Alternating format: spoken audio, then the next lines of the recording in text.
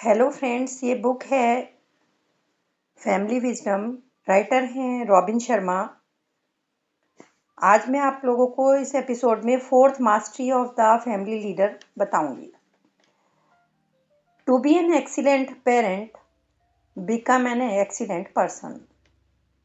The only devils in the world are those running in our own hearts, that is where the battle should be fought. Mahatma Gandhi ने कहा था। Julian Catherine को self renewal और self regeneration करने की सलाह देता है। जब हम अपने इनर सेल्फ से जुड़ने के लिए कोशिश करते हैं, प्रयास करते हैं, तो हमारी जो इंट्यूशन है वो एक्टिव हो जाती है।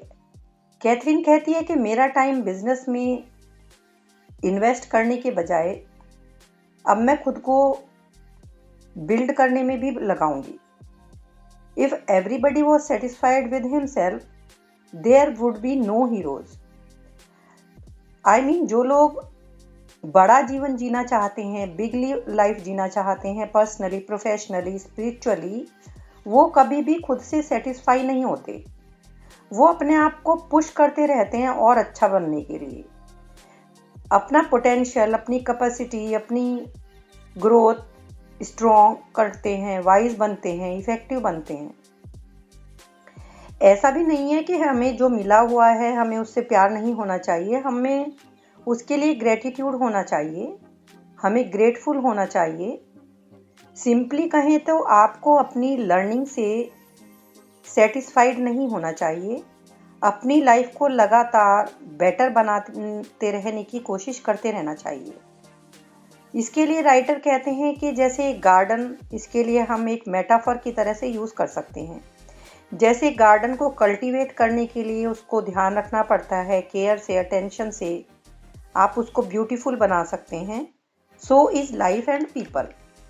अपने बिजी शेड्यूल से रोज़ थोड़ा सा समय निकालकर अपने रिन्यूअल के लिए, पर्सनल रीजेनरेशन के लिए निकालिए।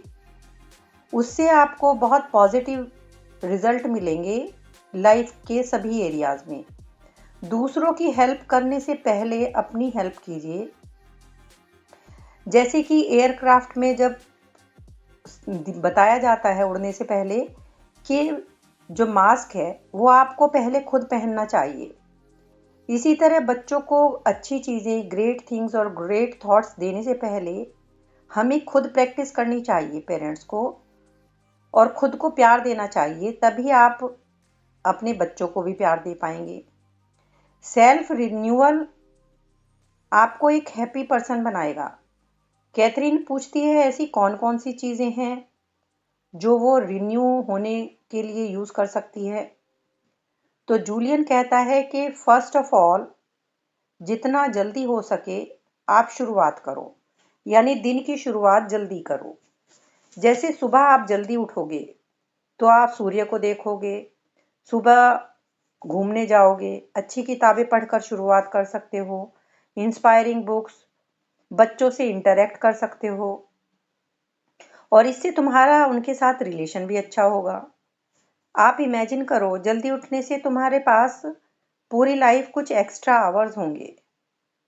यदि आप रोज़ सुबह उठने से शुरुआत करते हैं तो आप अपनी पूरी लाइफ को यदि काउंट करके देखेंगे तो आपके पास बहुत सारे एक्स्ट्रा घंटे होंगे, और ये समय तुम्हारा अपना होता है।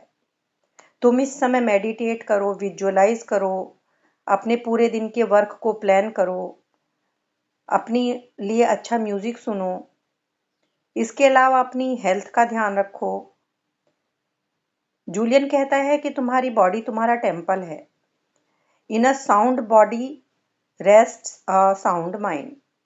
कैथरीन कहती है there is such an incredible important point of wisdom. हालांकि लोग इसको नेग्लेक्ट कर देते हैं। यदि तुम अपनी बॉडी को ठीक से ध्यान रखोगे तो लाइफ की ऊंचाइयों तक तुम पहुंच पाओगे, क्योंकि बीमार शरीर या रोगी शरीर हमारी जो एबिलिटीज़ हैं उनके रास्ते में बाधा बन जाएगा। एक्सरसाइज करो, पानी पियो, हेल्दी खाना खाओ, नेचुरल चीज़ें खाओ। जब भी तुम में कोई गलत टेम्पटेशन हो तो उसको ध्यान रखो कि वो तुम पे हावी ना हो, और इससे तुम्हारा कैरेक्टर भी स्ट्रांग होगा, क्वालिटी ऑफ लाइफ भी अच्छी होगी, और तुम as a person, as a parent improve करोगी। एक्सरसाइजिंग और regularly eating well, taking time to relax and nourish your body will make you feel happier. तुम्हें ज़्यादा स्टेमिना मिलेगा, मेंटल पावर होगी, तुम में ज़्यादा पेशेंस होगा, लव होगा। You will feel more serene during the hours of your days. अपनी बॉडी की देखभाल से तुम्हारी थिंकिंग स्ट्रांग और क्लियर होगी, और अच्छे विचार ही हमारी दुनिया बनाते हैं। The person who does not make time for exercise must eventually make time for illness. ये कितनी दुखद बात है कि हम अपनी यंग एज में पैसा बनाने के चक्कर में अपनी हेल्थ खो देते हैं, पर जब हम बूढ़े होते हैं, वाइज होते हैं, तो मनी देकर भी थोड़ी सी भी हेल्थ को पाना चाहते हैं। जूलियन आगे कहता है कि जब भी तुम राइट चीज नहीं करते हो तो तुम एक गलत चीज को बढ़ावा दे देते हो। कैथरीन कहती है वो कैसे? तो जूलियन कहता है फॉर एग्जाम्पल तुम अपना वर्कआउट मिस करते हो, तो तुमने एक तरह से वर्कआउट को मिस करने वाली आदत को बढ़ावा दे दिया, और ये तुम जितनी भी बार मिस करोगे, इसका मतलब है तुमने एक्सरसाइज ना करने वाली आदत को बढ़ावा दिया, और उस पॉजिटिव आदत को जो एक्सरसाइज वाली थी उसको धीरे धीरे आपने खत्म कर दिया। तो पॉजिटिव आदत की जगह आपके यहाँ आपके अंदर एक नेगेटिव आदत इम्प्लांट हो जाएगी।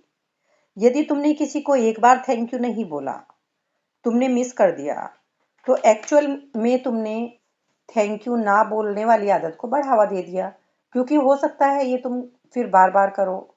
इसी तरह तुम्हें कोई कॉल करता है और तुमने कॉल बैक नहीं किया, तो तुमने इस तरह से कॉल को रिप्लाई ना करने वाली आदत को बढ़ावा दे दिया। आई मीन जितनी भी बुरी आदत हैं वो और कुछ नहीं, वो आप करते रहें जो भी आपको करना है, लेकिन जो आपको करना नहीं चाहिए वो आपको कभी भी नहीं करना चाहिए। जो चीज़ें तुम करना चाहते हो या जिन चीज़ों से तुमको सीखने को मिला, उनको तुम लिख कर रखो। इससे तुम्हें कॉन्शियसली और इंटेंशनली जीने में हेल्प होगी। और क्योंकि आप कभी कभी लाइफ को समझ नहीं पाते कि लाइफ आपको किधर ले जा सकती है, इसलिए हमें चीज़ें यदि हम लिख कर रखेंगे तो हम बहुत ज़्यादा फोकस्ड होंगे। पर्सनल, प्रोफेशनल और स्पिरिचुअल लाइफ बेटर होगी। कैथरीन कहती है कि स्पिरिचुअल लाइफ से तुम्हारा क्या मतलब है? जूलियन कहता है कि स्पिरिचुअल टर्म को लेकर लोगों में कंफ्यूजन है, लेकिन दलाई लामा कहते हैं कि स्पिरिचुअल का मतलब है बेसिक गुड ह्यूमन क्वालिटीज, जैसे कि human affection, honesty, discipline, a sense of involvement and human intelligence, properly guided by human motivation। यही स्पिरिचुअलिटी है। इन सब क्वालिटीज को मिलाकर ही ह्यूमन बीइंग बनते हैं।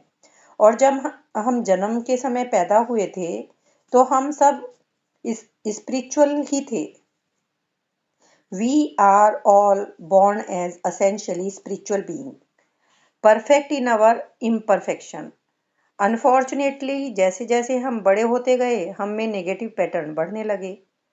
पेरेंट्स से, टीचर से, समाज से और अपने आसपास की चीज़ों से हम गलत चीज़ें सीखते रहे और अपने ऑथेंटिक सेल्फ से दूर होते चले गए। हमें उसी प्योर सेल्फ को पाना है, और ये बातें हमें रोज़ 15 मिनट लिखनी चाहिए कि हमने जो भी किया वो क्यों किया, क्या किया, और उनसे हमने क्या सीखा। मेडिकल रिसर्च भी ये बताती है कि जो हमारा जो प्राइवेट जर्नल होता है, डेली लिखने की जो हैबिट है, ये हमारी हेल्थ को इम्प्रूव करती है, the functioning of your immune system and your overall attitude. और याद रखो little sister, if your life is worth thinking about, it is worth writing about. और कैथरीन, तुम्हें अपने खुद के साथ भी समय बिताना चाहिए। इसको सैबथ डे बोलते हैं। आई मीन वीक में एक दिन सिर्फ तुम्हें अपने लिए टाइम रखना चाहिए। तुम डांस करो, प्ले करो, मेडिटेट करो, अपना ग्रेटिट्यूड डेवलप करो। Remember, what you focus on grows, what you think about expands, and what you dwell on determines your destiny. Life में यदि तुमने ये एक्सेप्ट करना सीख लिया कि तुम कितनी ब्लेस्ड हो, तो तुम बहुत हैप्पी होंगी। Live your life in a constant state of gratitude and positive expectation. जब तुम्हारा माइंड इस तरह से मेंटेन तुम कर लोगी, तुमको यूनिवर्स बहुत ज़्यादा देगा। And never forget that a loving heart